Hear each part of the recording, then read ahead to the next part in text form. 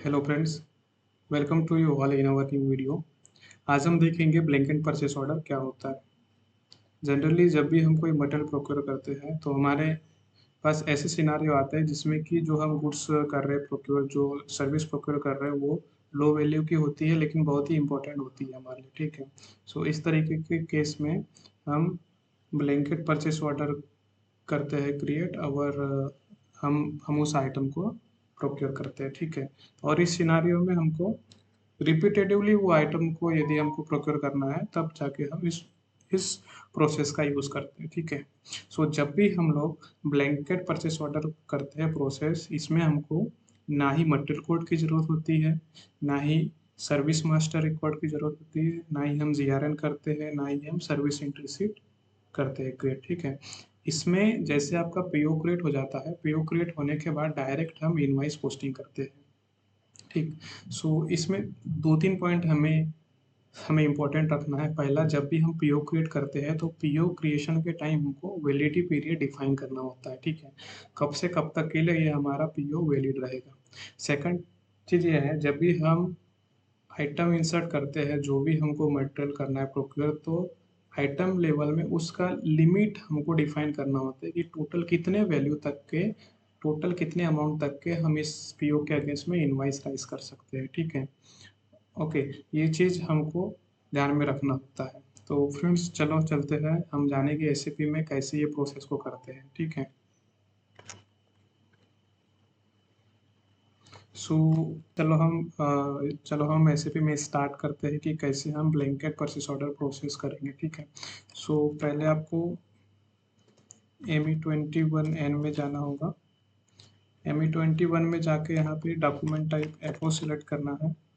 ठीक है, always remember रखो, जब भी आप ब्लैंकेट परचेस ऑर्डर क्रिएट करोगे, या इसके और भी नाम है, ठीक है, blanket purchase order, framework order, इस तरीके से भी इसको बोलते हैं। तो जब भी आप पीओ क्रिएट करोगे तो आपको डॉक्यूमेंट टाइप एफओ लेना है स्टैंडर्ड में, वेंडर लेना है। वेंडर लेने के बाद जो इम्पोर्टेंट वैल्यूज है, लाइक प्लांट हो गया, परचेसिंग ऑर्गेनाइजेशन, और जैसे हमने बोला था कि आपको एडिशनल टैब, हेडर लेवल पे एडिशनल टैब पे डाल जाके आपको वैलिडिटी डिफाइन करना है। ठीक है, ये आपका इम्पोर्टेंट ही है। ठीक है, जब भी हम फ्रेमवर्क ऑर्डर क्रिएट करेंगे या ब्लैंकेट परचेस ऑर्डर क्रिएट करेंगे। सो उसके बाद always remember, account assignment category will be K and item category will be I. Okay, so इस केस में आपको क्या देना है, account assignment category K means cost centre, और ब्लैंकेट और item category will be B. Okay, B means limit.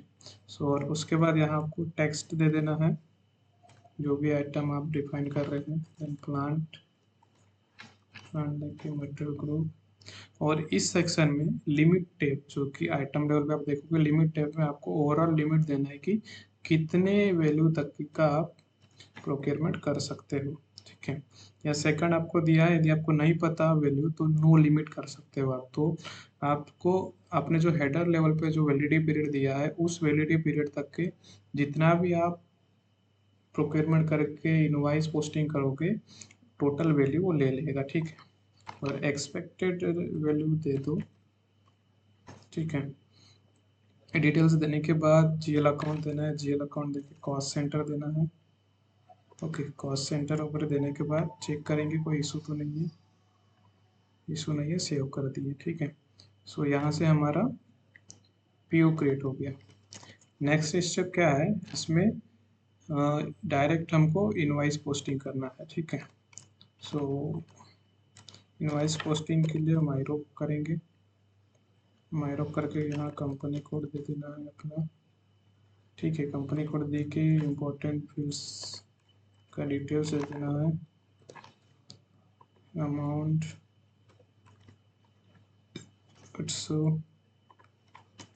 Purchase order details. और आप देखे होंगे नॉर्मली जब भी हम इनवाइस करते हैं तो जैसे हम अमाउंट डालते हैं तो ये बैलेंस अमाउंट हमारा ज़ीरो हो जाता है। ठीक है, लेकिन ब्लैंकेट परचेस ऑर्डर के केस में आपको जो अमाउंट देना होता है, आइटम लेवल पे जाके अकाउंट असाइनमेंट टैब पे जाना है। उसके लिए बेस लाइन डेट पहले इम्पोर्टेंट है। ओके, यहाँ गए, यहाँ जाके आपको यहाँ वो अमाउंट देना है, ठीक है, जितने का आप इनवॉइस पोस्ट करना चाहते हो। चेक करेंगे, बैक गए, नो इशू। इसके बाद साथ ही साथ दे दिया, बिजनेस प्लेस दे दिया, सिमुलेट करेंगे, कोई इशू नहीं, देन पोस्ट, ठीक है। सो पोस्ट करेंगे तो आप देखोगे आपका ये डॉक्यूमेंट क्रिएट हो गया है, ठीक है। साथ ही साथ यदि हम एम ई 23N में पीओ डिस्प्ले करेंगे तो आप इसमें देख सकोगे /ME23N, आप देखोगे परचेस ऑर्डर हिस्ट्री क्रिएट होगी और अभी हमने 800 का किया है, ठीक है। अभी हमारा टोटल ओवरऑल लिमिट कितना है, 1500, ठीक है। यदि हम 1500 से ज़्यादा का इनवाइस क्रिएट करेंगे तो इसी सिनारियो में क्या होगा, आपका इनवाइस तो क्रिएट हो जाएगा बट वो ब्लॉक हो जाएगा, ठीक है, पोस्टिंग उसका ब्लॉक हो जाएगा। चलिए चेक करते हैं, मायरो में गए, मायरो में जाके बेसिक इम्पोर्टेंस दे दिए। अभी हम यहाँ मैं डालूंगा 1000, ठीक है। सेकंड परचेस ऑर्डर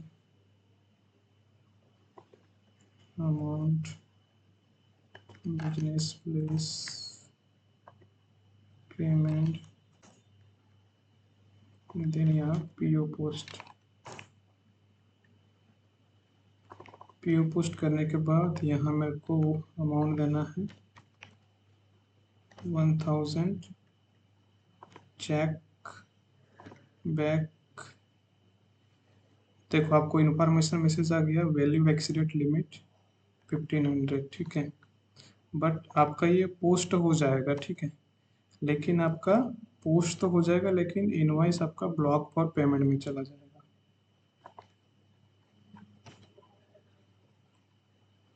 देखिए आपका document number created but block for payment.